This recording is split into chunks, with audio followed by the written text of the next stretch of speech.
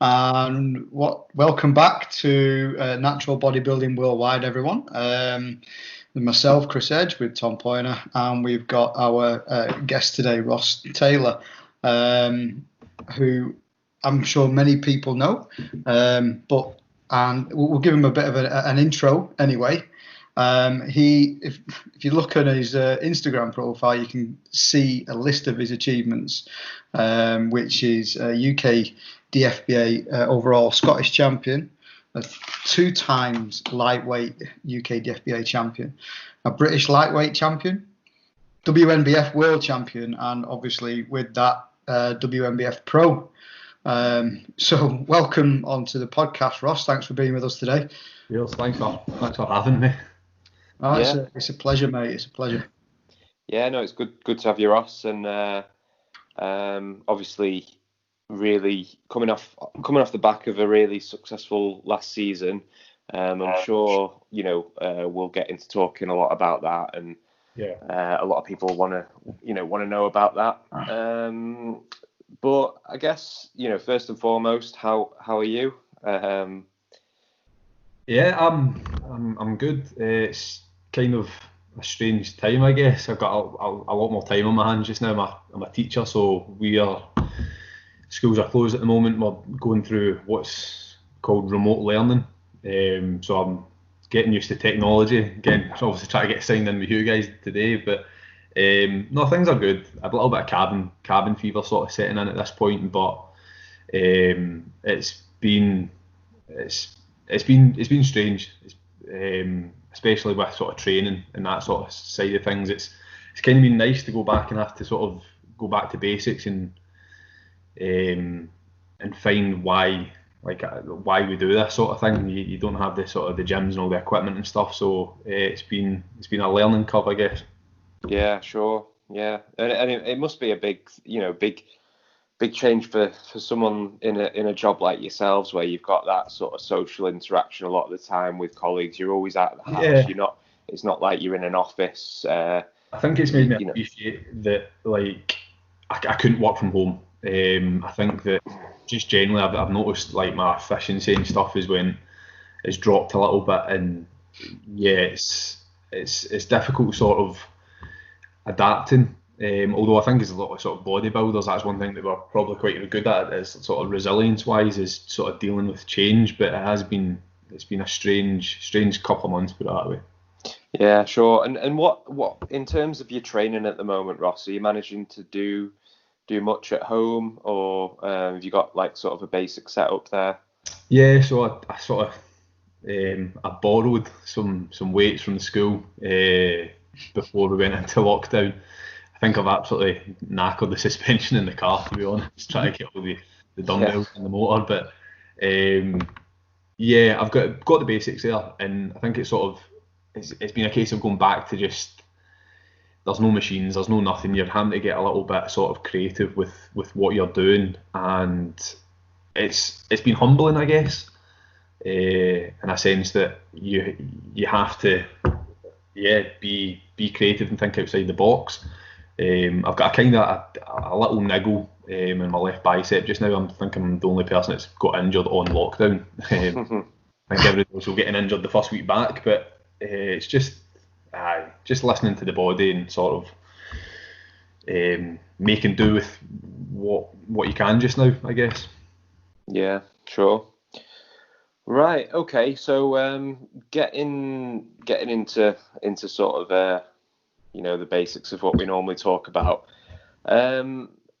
Would you just sort of run us down on how you first sort of got into training and then how that progressed into sort of more, specific to like a bodybuilding type split, and where things progressed from there? Yeah, I think like most people just had a sort of a thing for training at a young age. I think I had the sort of the Argos dumbbell set that my mum had bought me when I was like, I don't know, a young teenager. I think the weights went up to about 4.5 kilo, and they were super heavy. I remember the first time I actually being able to bicep curl, because that's all I did was just bicep curls. That was like a big thing. But just loved training.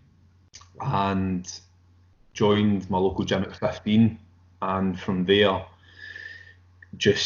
you just learn from the environment, I guess. I think for myself, I mean, I'm 5'6". I've always been sort of like the smallest guy in my class or at school, so there was definitely a sort of little man syndrome in there as well. But the idea of sort of masculinity and sort of big muscles had always sort of appealed to me, and that was just the sort of thinking behind it, I guess. And then obviously went away to uni, and at that point felt as though I was always training super hard, and like the biggest I felt as though I was massive and all the rest of it. And then you look back at those times and you think you didn't actually know what you were doing. And I think once sort of coming out of uni, sort of settling down into my career and stuff, I started taking it a little bit more serious. And yeah, from there you just sort of pick up on information as you go, and one thing led to another, and then I sort of stumbled across bodybuilding, if that made sense. Like for me, it was always about training first and foremost. Training's the thing that I've loved, sort of pushing your body, and both my parents were competitive sort of middle distance, long distance runners. Maybe not the best for getting into bodybuilding, but the idea of competition's always been there. And then 2015 was my sort of first year that I sort of came across bodybuilding, but I sort of stumbled across it. It was never a case of that's what I want to do from an early age. Like I see a lot of young guys, especially the juniors these days, like they know what they want from teenage years, that they're going to step on stage and all the rest of it. It was never like that for me, I guess. Yeah. And obviously, I mean, you say you sort of stumbled across it, but I mean, from the physique you've built, you've got that sort of, you know, really, really thick back, really strong legs.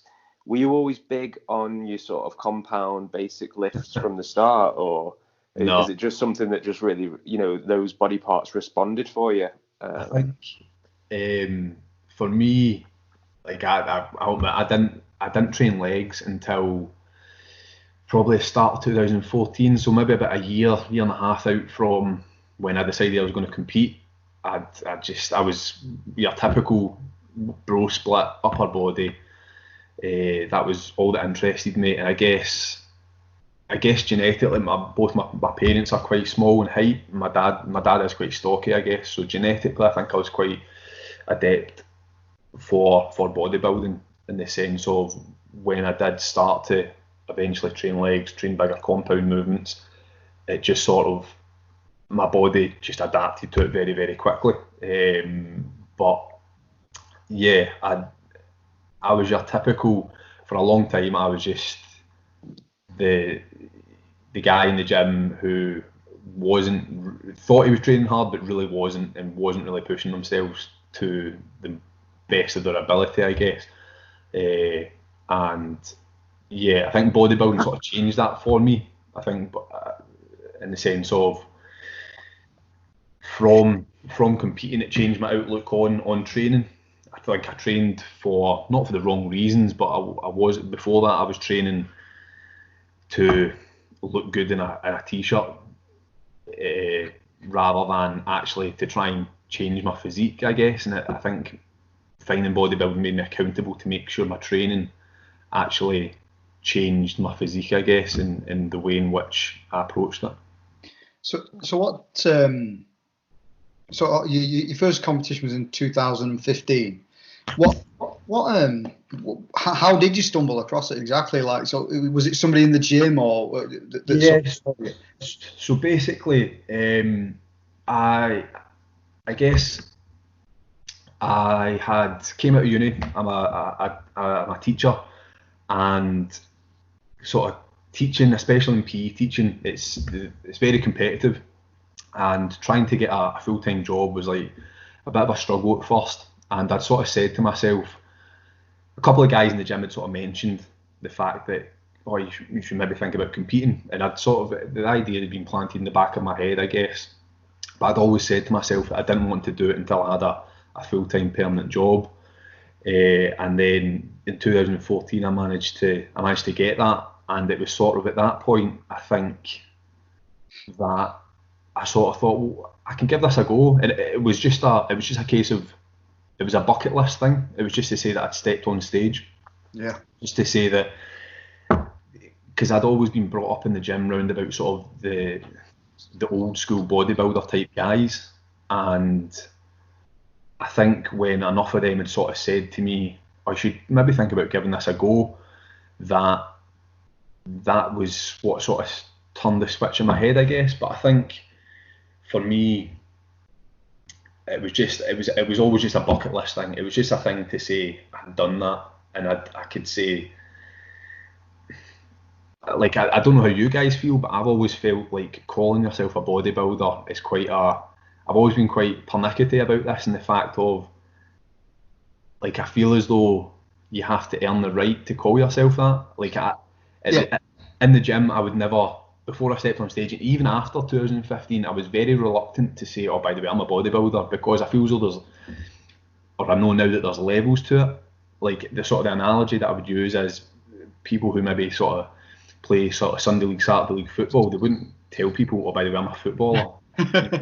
Yeah. And I've been brought up in the gym around these guys who'd trained hard and competed year on, year off sort of thing, and it was a title that you had to, in my eyes, and it was a title you had to earn to say, by the way, I'm a bodybuilder. You kind of just, whereas nowadays I think you just need an Instagram account to be a bodybuilder, and it's kind of like, I felt I wanted to say that I'd done it, because at that point in my head I was just a guy who trained in a gym, and I felt, and I still feel quite strongly about that, in the sense of it's sort of something that you have to earn, I guess. I don't know how you guys feel about that.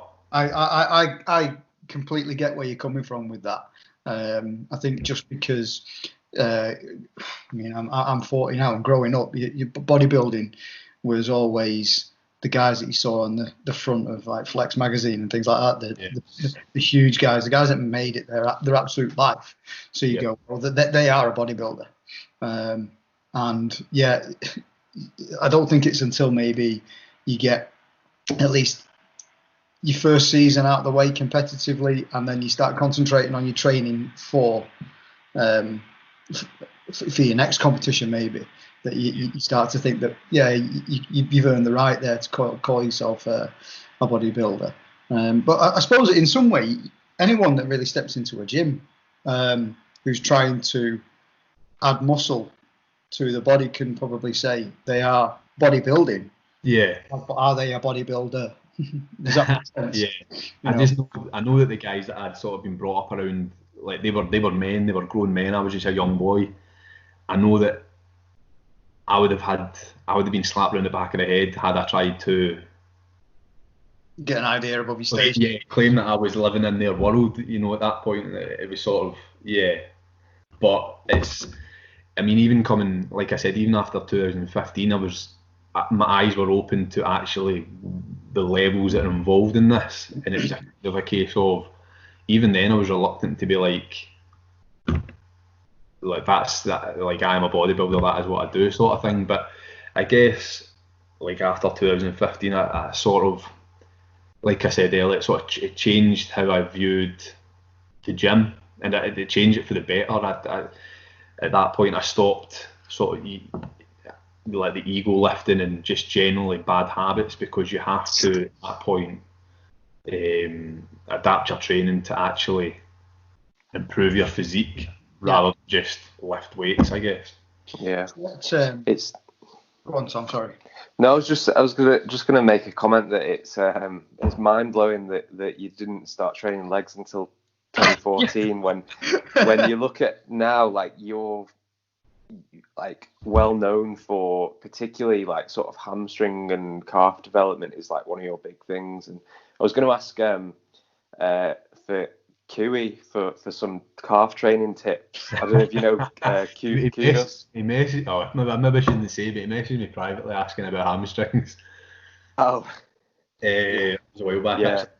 I think genetically, I think I've got a good predisposition for it. My dad's got very, very good legs. and he's never lifted a weight in his life. Yeah, he's got good calves, good sort of size in his upper leg as well. And I think I sort of knew, I guess, and even before I started training them, I had an inkling that if I did train them properly, that they would be a sort of strong point. The running joke in the gym when I was younger was that my calves were bigger than my quads, like I was sort of a Popeye sort of shape. So I thought that the genetics would be there to sort of, for them to be a strength of mine. I think as well, just biomechanically being so short and have such a short range of movement allows me to get the most out of leg training, especially squatting, leg pressing, those sort of movements. I think genetically, sort of biomechanically, they suit my body quite well. Yeah, I think by the time this is posted, there'll be and people have been listening to that, they'll be rather jealous, because it sounds as though you've obviously got a good genetic pool there for and a good disposition for training, and responded really well to it. Whereas I'm 5'5" as well, so I'm probably just a bit shorter than you, and I'll hold my hands up. I'm nowhere near your physique. I generally think it's just sort of luck in the cards that you're dealt, I guess. I think hamstrings, four sets of hamstring curls once a week is pretty much my go-to, and that's it. I get a very good connection, and after 4 sets they're done. That's pretty much all. That's amazing though, but do you think that if you actually spent even more time on them, how ridiculous they might be, or do you think that might be detrimental to your physique? Well, after coming away from 2015, the two boys that sort of take control of my training, they basically, because my upper body just wasn't in proportion to my lower half, and they'd sort of said, like, listen, hamstrings and calves especially, you need to lay off them for a while. And I think I'm a coach's nightmare, to be honest. Like, prep and diet, I'm absolutely fine, and I can listen and adhere to what they're saying very, very well. But in terms of exercise selection, I can't. The idea of not training a body part or leaving something that week, I just can't do it. So I mean, it got to the point in the gym where one of the boys works the night that I usually train legs, and it would be a case of I would know when he was going to be on a certain machine with one of his clients, and I could get on the hamstring machine without him seeing me, and I knew like how many like reflections in the mirrors to be able to clock like when he was in a certain area of the gym where he couldn't spot me, and I would be able to go and get my hamstrings trained. Like, so yeah, they were a case of like, you need to start laying off them because they're getting out of proportion to the rest of your body, sort of thing. But I'm also a big believer in the fact, especially in amateur bodybuilding, even if you have a strong point, you still train it, because it's not like you're not Mr. Olympia. Everything needs to be brought up, you know what I mean? And it's a case of you maybe just need to work harder at your weaker points, but you can't afford, I don't think, especially time's a massive thing in bodybuilding, I don't think you can waste time not giving your all, basically. I think I would personally regret it in the long run. Yeah, there's mixed views, isn't there, on that? And I think I agree with you, Ross, of if you have a strong body part, then play to your strengths. And I know it, you know, that it's weighing up whether that throws off your overall sort of balance, but at the same time, are you holding yourself back by not putting everything into training that? And I don't know. It's an interesting debate, but I'm with you on that. Yeah, I think as well. I mean, the reason that I got into training in the first place was because I enjoyed the feeling of it and enjoyed the actual training side of it. Yeah. So I try never to stray too far from that, because although obviously you want to look a certain way on stage is just one day out of a couple of years, you know what I mean? And I think that psychologically or mentally, knowing that you're training hard, and the sort of the feeling of pushing your body day in, day out means more to me. Like that would have a bigger impact on me mentally than an overall working towards the stage. But if I was leaving the gym every other week knowing that I'd missed a body part, or I hadn't pushed myself to the max, I know that it would eat away at me, and I wouldn't enjoy my training as much. Yeah, absolutely. That's a really good point. Yeah. I think the main thing is enjoyment in training is the be all and end all at the end of the day. If you don't do nothing else, staging that doesn't really matter. Yeah, you've got to then wonder what you're doing it for then, really, aren't you? If you yeah. So moving on, Ross, obviously, so your first show you did the Caledonian Classic in 2015, which is where I met you. And so then you went on the same year, didn't you, and did the UK finals. Yeah. Coming off the back of that season, or no, maybe not. Maybe we'll talk about, obviously that was your first season, and it was all, very much new to you.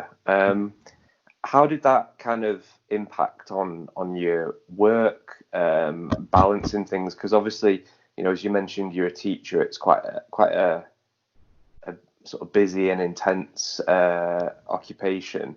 Yeah. Did you find that it almost made you more productive, or was there a point where it started to have a negative impact, or what are your thoughts on balancing competitive bodybuilding with with a busy job?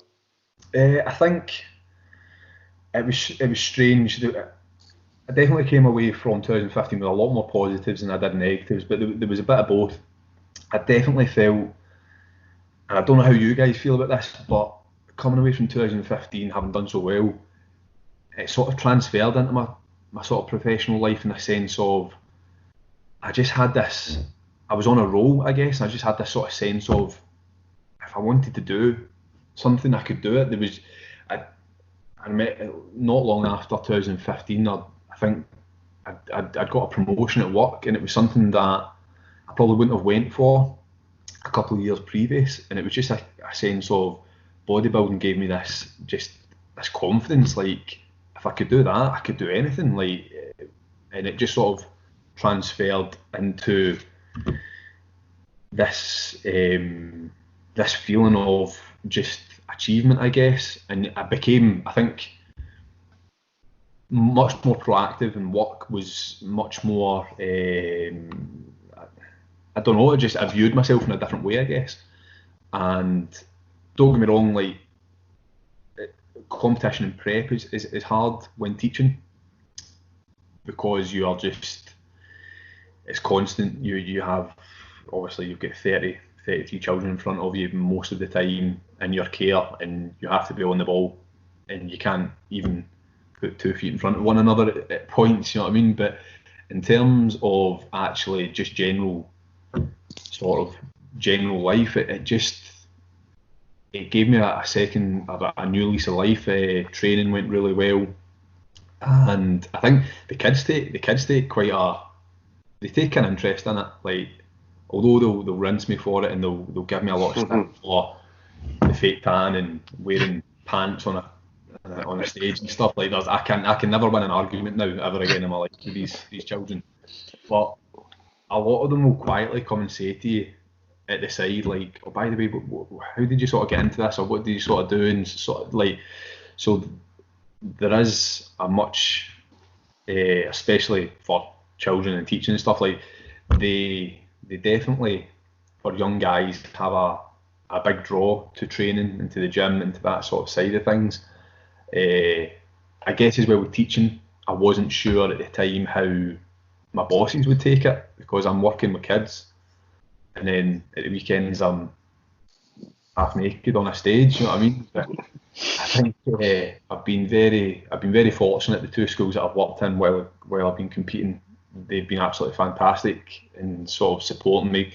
For last year, giving me the time off to go down to the British, to go to New York and stuff. So I've been very fortunate in that they've been very understanding in what I do, because we're a niche sport, and we're sort of the outside world. It's sort of they have more questions than anything else about what it is you're doing and why you're actually doing it. Why you doing it is the other one. But yeah, I think I'm fortunate in teaching. There's a bell goes every 2 hours to tell me to eat. Like it's the perfect job for bodybuilding, in the sense of you get interval, you've got lunch, and then straight after school I'm eating every 2 hours, and it's, in that sense, it's very robotic and very programmed and structured for me, that I can keep like everything focused on what I do. And then obviously last year, choosing to do a show later on in the year compared to the Caledonian, which was I think sort of end of June, start of July in 2015, it had the full summer holidays to prep, so I had sort of seven weeks of my prep was completely work free, that was a big bonus. Like, it took a lot of pressure off it. It sort of made it that for me, first sort of 4 or 5 weeks of prep, I was finishing up for the summer, and then I had a big chunk of my prep just doing nothing but prep, and then I think I finished going to the qualifier with another sort of 4 or 5 weeks. So it was nicely split, to be honest. Basically a full-time bodybuilder, aren't you? Pretty much, it's perfect for bodybuilding. Like. So that's awesome. And coming off the back of that 2015 season, you obviously had a massively successful season for your first outing, and then you took until 2019 sort of off, and clearly had a really productive off season. You came back making even more significant improvements, and obviously went on to take your pro card. We had a few questions just relating to your training style and basically your approach to training, sort of volume versus high intensity, training split, things like that. So if you could just give us a quick rundown on that, and did anything change after 2015? I think the first thing I did after 2015, I think it's a mistake that I think I hear a lot of people making. In fact, I listened to AJ's podcast recently. I think Nancy Andrews touched on this. After being successful, I felt that I had to change up what I was doing to then progress further, if that made sense.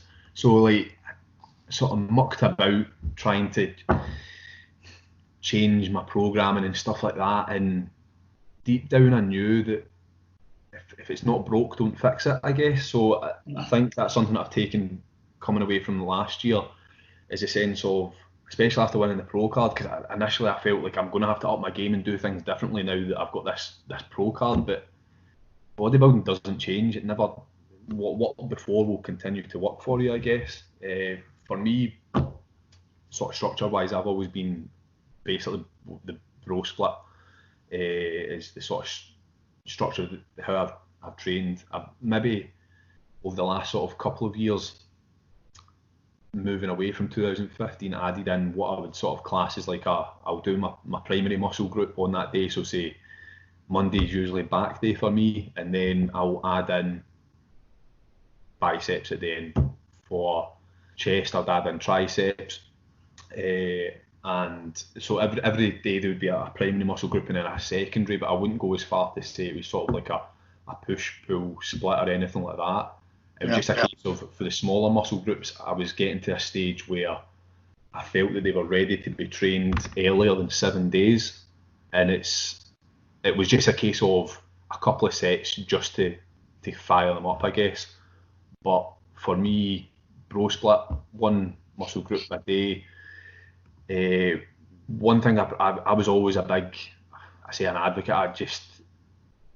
I'd been programmed into 3 sets of 10, like all my days, for years and years. It didn't matter whether I had extra reps here or not. Like, just you had to stop on 10. You had to stop on a nice round even number. And I sort of cringe at the amount of amount of sort of reps that I've missed or left there over the years, because